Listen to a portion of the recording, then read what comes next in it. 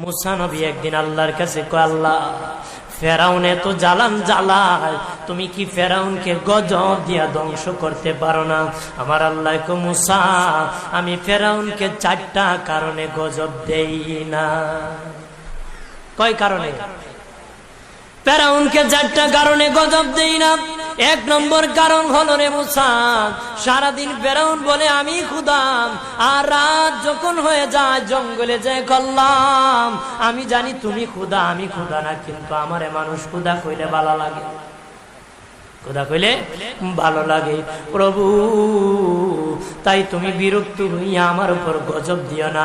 আল্লাহ বলে, মুসা রে, ওই ফেরাউনে রাত্রির দুয়ার কারণে আমি আল্লাহ তার উপর গজব দেই না। 2 নম্বর কারণ হলো, আরে মুসা তোমার মুখে দাড়ি, ফেরাউনের মুখে দাড়ি, তোমার পরনে জুব্বা, ফেরাউনের পরনে জুব্বা, তোমার মাথায় পাগড়ি, ফেরাউনের মাথায় পাগড়ি। আমি যদি গজব দিই, জুব্বার বেজ্জতি হবে, পাগড়ির বেজ্জতি হবে, দাড়ির বেজ্জতি হবে।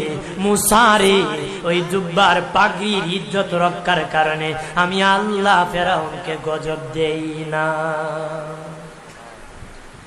3 নম্বর কারণ হলো, আল্লাহ বলেন, মুসা রে মুসা, 3 নম্বর কারণ হলো, ফেরাউনের বাড়িতে একটা এতিমখানা আছে। প্রতিদিন দুপুর বেলায় এতিমরা ফেরাউনের বাড়িতে মেহমানদারি করে। তারা খাওয়ার পরে আমি আল্লাহর কাছে দোয়া করে, আল্লাহ তুমি যদি গুসা হয়ে ফেরাউনকে গজব দিয়ে ধ্বংস করে দাও, আমরা এতিমকে কে খাওয়াইবে রে আল্লাহ, আমাদের দুয়ার বরকতে ফেরাউনকে গজব দিও না। আল্লাহ বলে, মুসা রে, এতিমের দুয়ার কারণে আমি আল্লাহ গজব দেই না।